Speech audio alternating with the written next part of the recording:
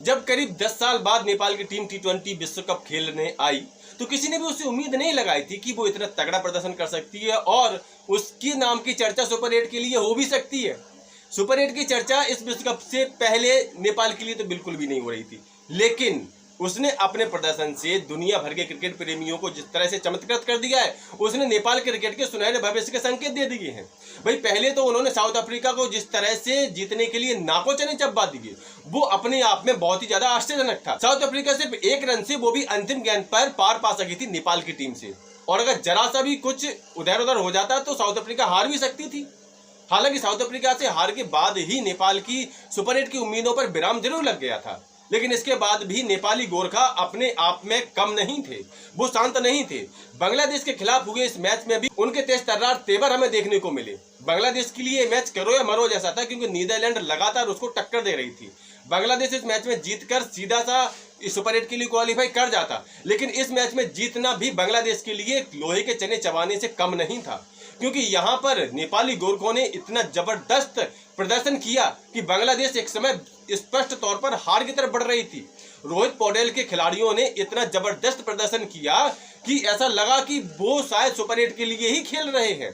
कुल मिलाकर के इस मैच में भले ही नेपाल को हार का सामना करना पड़ा हो, लेकिन बांग्लादेश वाले अब भी ऊपर वाले का शुक्रिया अदा कर रहे होंगे कि वो इस मैच में किसी तरह से जीत गए। बांग्लादेश के लिए अति महत्वपूर्ण इस मुकाबले में जब नेपाल की टीम ने पहले गेंदबाजी का फैसला लिया और बांग्लादेश की पूरी टीम को सिर्फ 19.3 ओवरों में ही 106 रनों पर ऑल आउट कर दिया, तो लगा शायद अब तो नेपाल की टीम कोई उलटफेर कर ही देगी। नेपाली प्रशंसकों ने भी एक उलटफेर भरी जीत के सपने फिर से संजो लिए थे, और शायद इसी भारी दबाव में, एक शानदार जीत के भारी दबाव में नेपाल की टीम फिर से बिखर गई।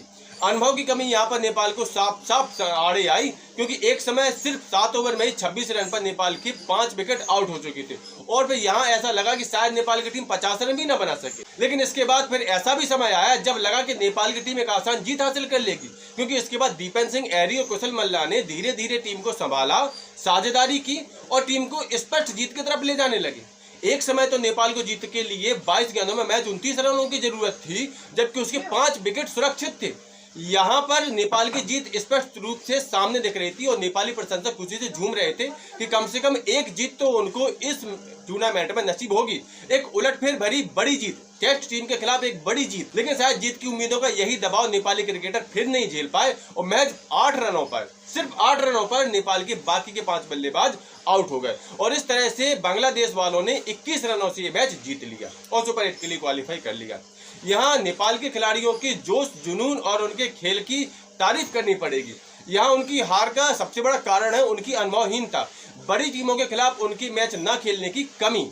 अगर वो लगातार बड़ी टीमों के खिलाफ मैच खेलते रहे तो क्रूशियल मोमेंट पर जिस तरह से वो बिखर जाते हैं, जैसा कि साउथ अफ्रीका के खिलाफ वो बिखर गए थे और 1 रन से मैच गंवा बैठे थे, बांग्लादेश के खिलाफ भी उनका वही हाल होगा। अगर नेपाल के खिलाड़ी बड़ी टीमों के खिलाफ लगातार मैच खेलते रहेंगे तो एक दिन निश्चित तौर पर हमें नेपाल की क्रिकेट टीम भी अफगानिस्तान जैसी अंडरडॉग के रूप में नजर आएगी। कुल मिलाकर ये वाला विश्व कप नेपाल के लिए भले ही निराशाजनक रहा हो, अगर पॉइंट्स तालिका को देखा जाए तो यहाँ नेपाल के लिए निराशाजनक स्थिति नजर आती है, क्योंकि सिर्फ उसका 1 अंक है, वो भी बारिश की वजह से। लेकिन आंकड़ों से अगर हटकर देखें तो नेपाल की टीम वास्तव में इस विश्व कप से जीत कर जा रही है, क्योंकि उसने टेस्ट क्रिकेट खेलने वाली बड़ी बड़ी दिग्गज टीमों को भी नाको चने चब्बा दिए हैं। भले ही उन्होंने मैच में जीत दर्ज न की हो, लेकिन जीत से कम उनका जज्बा नहीं रहा। उनका खेल जीत के लायक ही था और वो अपने स्तर पे तो जीत ही गए हैं। कुल मिलाकर के आज इस 2024 के विश्व कप से भले ही नेपाल की टीम खाली जा रही हो, लेकिन अगर उनका यही जज्बा, यही प्रदर्शन रहा तो कोई आश्चर्य नहीं कि 2026 के विश्व कप में हमें एक मजबूत और आश्चर्यजनक नेपाल की टीम के दर्शन हो सकते हैं। तो नेपाल के इस दमदार प्रदर्शन के बारे में आप लोगों की क्या राय है? अपनी राय, अपने विचार कमेंट करके जरूर दें।